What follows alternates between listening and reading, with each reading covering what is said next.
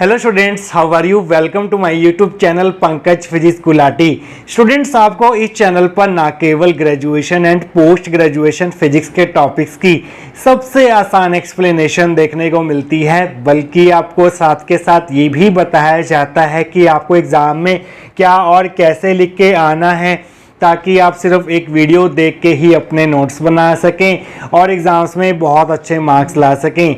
इसी कैटेगरी में आगे बढ़ते हुए आज हम बात करेंगे BSc semester 2 paper 2 electromagnetic induction and electronic devices unit 1 के सबसे पहले इम्पॉर्टेंट टॉपिक के बारे में, जिसका नाम है growth and decay of current in LR circuit. तो स्टूडेंट्स, अगर आप किसी एलआर सर्किट में करंट के ग्रोथ एंड डिके को डिस्कस करना चाहते हैं तो सबसे पहले आपको कंसिडर करना होगा एक सीरीज एलआर सर्किट। तो सबसे पहले आप ड्रॉ करेंगे सर्किट डायग्राम, जिसमें एक इंडक्टर जिसकी इंडक्टेंस होगी L, एक रजिस्टर जिसका रेजिस्टेंस होगा R, कनेक्टेड होंगे in series with battery of EMF E and अ की K। तो होगा क्या स्टूडेंट्स, हम पहले ग्रोथ ऑफ करंट को डिस्कस करेंगे। तो होगा क्या, जैसे ही आप ये की को प्रेस करेंगे तो इस सर्किट में जो है करंट फ्लो होना शुरू हो जाएगा।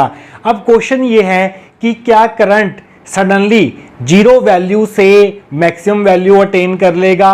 तो आंसर है नहीं, वो धीरे धीरे जो है अपनी मैक्सिमम वैल्यू की तरफ बढ़ेगा, क्योंकि जैसे ही आप इस की को प्रेस करेंगे वैसे ही सर्किट में करंट फ्लो होना शुरू होगा, जिसकी वजह से इंडक्टर के अक्रॉस एक EMF इंड्यूस होगी जिसका मैग्नीट्यूड होगा LdI/dt, और ये EMF जो है बैक EMF कहलाई जाती है, क्योंकि इसकी डायरेक्शन जो है करंट के डायरेक्शन के ऑपोजिट होती है और ये करंट के ग्रोथ को अपोज करेगी। तो करंट जो है वो धीरे धीरे स्लोली एंड ग्रेजुअली अपनी मैक्सिमम वैल्यू तक अटेन होगा। आज हम करंट की इक्वेशन भी निकालेंगे, जिस इक्वेशन के थ्रू वो सर्किट में ग्रो करेगा और मैक्सिमम वैल्यू को अटेन करेगा, और साथ के साथ ग्राफिकल रिलेशन भी देखेंगे current versus time in case of growth of current. तो स्टूडेंट्स, सर्किट डायग्राम तो आपने ये बना के आना है एग्जाम में। तो आइए देखते हैं स्टूडेंट्स, अगर ये क्वेश्चन आपको एग्जाम में पूछा जाता है तो इसकी थ्योरी को आप कहाँ से स्टार्ट करके आएंगे, आइए अब वो देख लेते हैं। Consider a circuit consisting of a battery of EMF E and inductance L and resistance R and key K in series as shown in figure। तो सबसे पहले हम एक सीरीज LR सर्किट कंसिडर करेंगे, जिसमें एक inductance L, resistance R connected होंगे in series with battery of EMF E and key K, जैसा कि आपको यहाँ पर दिखाया गया है। तो पहले हम डिस्कस करेंगे ग्रोथ ऑफ करंट। तो आप हेडिंग बनाएंगे growth of current. When the key K is switched on, the current in the circuit started to increase। जैसे ही आप इस की को प्रेस करेंगे तो क्या होगा, इस सर्किट में जो है करंट फ्लो होना शुरू हो जाएगा, जिसकी वजह से इंडक्टर के अक्रॉस एक EMF इंड्यूस होगी, जिसको हम डिनोट करेंगे VL से, और इसका मैग्नीट्यूड होगा LdI/dt, जहां पर dI/dt जो है वो rate of change of current है विद टाइम, और रेजिस्टेंस R के अक्रॉस वोल्टेज डेवलप होगी, जो कि होगी VR = IR according to Ohm's law. The current in the circuit does not attain its maximum value I0 = E/R at once। जैसे आप key को प्रेस करेंगे तो करंट जो है वो जीरो वैल्यू से बढ़ना स्टार्ट होगा, तो वो एकदम अपनी मैक्सिमम वैल्यू ऑफ करंट को हम डिनोट करेंगे I0 से, और इसका जो वैल्यू होगी वो होगी EMF divided by resistance, that is E/R। तो करंट जो है वो एकदम जीरो से I0 पर नहीं पहुंच जाएगा, उसको थोड़ा टाइम लगेगा। ऐसा क्यों हो रहा है ये वो देखते हैं। Because the induced EMF produced across the inductor LdI/dt opposite the growth of current. क्योंकि इंडक्टर के अक्रॉस जो EMF इंड्यूस होगी LdI/dt, ये बैक EMF होगी, इसकी डायरेक्शन जो है वो करंट के डायरेक्शन के ऑपोजिट होगी, जिसकी वजह से यहाँ पर करंट की ग्रोथ को ऑपोजिशन मिलेगी बाय दिस बैक EMF। तो करंट जो है वो धीरे धीरे ग्रो होगा। Hence the current in the circuit increases slowly to attain its maximum value I0 = E/R। तो करंट जो है वो धीरे धीरे जो है अपनी मैक्सिमम वैल्यू I0 तक पहुंचेगा, जिसकी वैल्यू होगी E/R। तो किस इक्वेशन के अकॉर्डिंग करंट जो है वो LR सर्किट में ग्रो करेगा, अब हमें उसको डिराइव करना है, वो हम करेंगे आने वाले सेक्शंस के अंदर। आइए स्टूडेंट्स आगे बढ़ते हैं। Let I be the value of current at any instant of time t। देखिए स्टूडेंट्स, जो करंट की इनिशियल वैल्यू थी वो 0 थी। जब हमने की को प्रेस नहीं किया था तो इस सर्किट में 0 करंट फ्लो कर रहा था। और मैक्सिमम वैल्यू जो करंट की है वो है I0। हम मान लेते हैं कि t समय पर, मींस बीच के किसी भी टाइम t पर जो करंट की वैल्यू होगी सर्किट में, उसको हमने I कंसिडर किया है। तो इस केस में जो EMF होगी E, वो किसके बराबर होगी?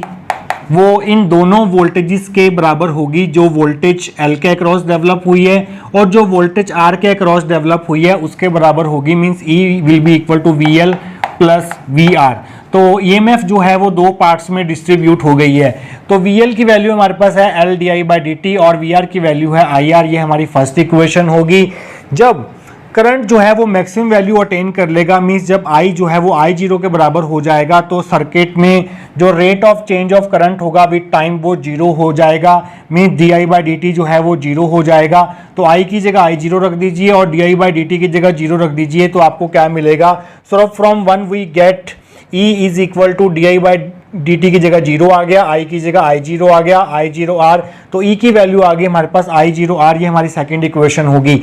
इस E की वैल्यू को हम यहाँ पर सब्स्टिट्यूट करेंगे तो आप लिखेंगे using 2 in 1 we gate.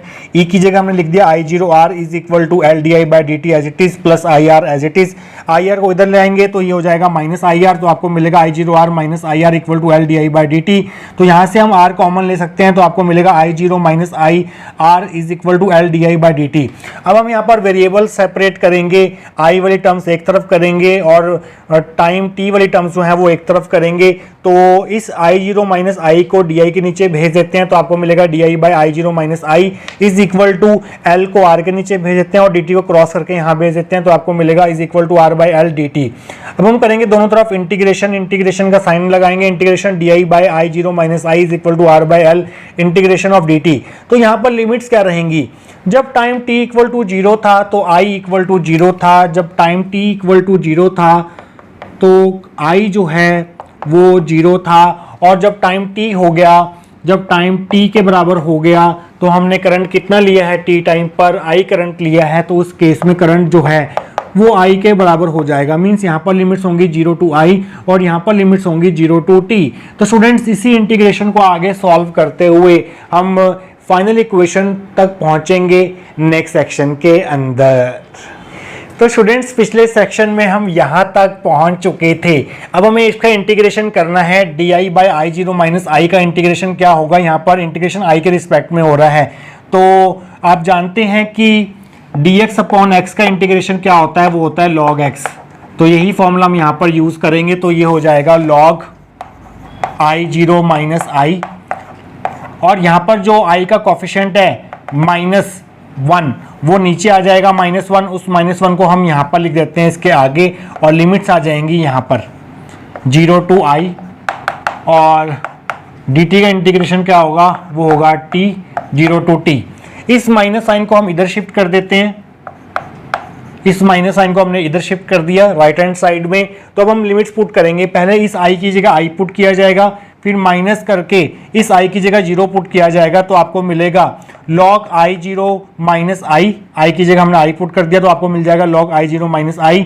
Minus इस I की जगह 0 पुट करेंगे तो आपको मिलेगा minus log I0 minus 0 that is minus log I0 minus log I0 मिलेगा आपको is equal to minus RL upon t। t की जगह t पुट करेंगे, फिर t की जगह 0 पुट करेंगे तो t माइनस 0 हो जाएगा t। तो log m minus log n होता है हमारे पास log m अपॉन n। तो ये टर्म जो है अपॉन में आ जाएगी। log I0 minus I by I0 is equal to minus R upon LT। तो log को उधर भेजेंगे तो ये बन जाएगा e की power minus R by LT और I0 बाई I0 करेंगे तो 1 आ जाएगा, माइनस I बाई I0 हो जाएगा। इस टर्म को इधर ले आएंगे, इस टर्म को उधर ले जाएंगे तो आपको मिलेगा 1 माइनस e की power minus R upon LT equal to I upon I0। Cross multiply करेंगे तो आपको I की वैल्यू मिल जाएगी। I will be equal to I0 multiply this term 1 minus e की power minus R by LT। ये होगी हमारी थर्ड इक्वेशन। तो थर्ड इक्वेशन से आप क्लियरली देख सकते हैं कि जो करंट ग्रो होगा LR सर्किट में वो एक्सपोनेंशियली ग्रो होगा। ग्रोथ ऑफ करंट जो है LR सर्किट में एक्सपोनेंशियल रहेगी। यहाँ पर R अपॉन L है तो जो L अपॉन आर होता है वो एक कांस्टेंट होता है, इसको हम बोलते हैं इंडक्टिव टाइम कांस्टेंट। अगर हम L अपॉन आर की जगह T पुट कर दें थर्ड इक्वेशन में, तो L अपॉन आर T है, तो R अपॉन L क्या हो जाएगा, 1 अपॉन T हो जाएगा, 1 अपॉन T हो जाएगा। तो R अपॉन L की जगह 1 अपॉन T पुट करेंगे तो आपको मिलेगा minus t by t. I is equal to I zero 1 minus e की power minus t by T, तो टी से टी कैंसिल, -1 आ गया, 1 माइनस ई की पावर -1, ई की पावर -1 को हम 1 अपॉन ई लिख सकते हैं। ई की वैल्यू होती है 2.718। जब आप इसको सॉल्व करेंगे तो आपको मिलेगा I is equal to 0.632 I zero. कहने का मतलब ये है कि इंडक्टिव टाइम कांस्टेंट उस टाइम के बराबर होगा जो करंट लेगा to grow from 0 to 0.632 times of maximum value of current I0 in the circuit. तो आपको नीचे इंडक्टिव टाइम कांस्टेंट की डिफाइन लिखनी है। Inductive time constant L by R is the time taken by the current to grow from 0 to 0.632 times maximum value of current I0 in the circuit. तो अब हम graph plot करेंगे between current and time t। जब time t equal to 0 था तो circuit में current भी 0 था, क्योंकि उस समय हमने की को प्रेस नहीं किया था। तो जैसे आप की को प्रेस करेंगे तो करंट जो है इस इक्वेशन के अकॉर्डिंग ग्रो होना शुरू होगा, एक्सपोनेंशियली ग्रो होगा, और कुछ समय के बाद it will attain its maximum value. और मैक्सिमम वैल्यू जो है करंट की वो है हमारे पास I0। ये है हमारी maximum value of current I0। तो L बाय आर टाइम पर जो करंट होगा सर्किट में वो 0.632 टाइम्स I0 होगा। तो 0.5 यहाँ पर होगा, 0.5 I0 यहाँ पर होगा इन दोनों के बीच में, और 0.632 टाइम्स I0 जो है वो थोड़ा सा इससे ऊपर होगा, यहाँ पर हम ले लेंगे इसको 0.632 टाइम्स I0। तो इसके कॉरस्पॉन्डिंग जो टाइम होगा वो होगा हमारा inductive time constant L by R. तो जब L बाय आर टाइम पर करंट जो है सर्किट में इतना होगा। तो स्टूडेंट्स ये वाला ग्राफ भी आप एग्जाम में अच्छे से प्लॉट करके आएंगे। तो ग्रोथ ऑफ करंट हमने डिस्कस कर लिया है, इसके बाद हम डिस्कस करेंगे decay of current in LR circuit. तो स्टूडेंट्स अब हम डिस्कस करेंगे सेकेंड पॉइंट जो कि है decay of current. First point that is growth of current में हमने देखा था कि करंट जो है वो ग्रेजुअली स्लोली इंक्रीज हो रहा था starting from initial value 0 to its maximum value I0। अब हमने डिके ऑफ करंट को डिस्कस करना है, तो उसके लिए सबसे पहला काम आपको करना होगा वो ये करना होगा कि आपको बैटरी ऑफ EMF E को सर्किट में से रिमूव करना होगा। मीन्स इस केस में कैपिटल E जो है वो 0 हो जाएगा। और दूसरा काम ये करना होगा कि आपको की को ओपन करना होगा, मीन्स की को रिलीज करना होगा। तो करंट जो है वो मैक्सिमम वैल्यू I0 से स्लोली डिक्रीज होना शुरू होगा टू इट्स मिनिमम वैल्यू जो कि है 0।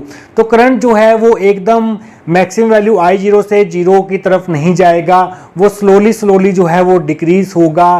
और वो कौन सी इक्वेशन होगी जो डिके ऑफ करंट को रिप्रेजेंट करेगी उसको भी हम ड्राइव करेंगे इस पॉइंट नंबर 2 के अंदर। तो आप हेडिंग बनाएंगे डिके ऑफ करंट।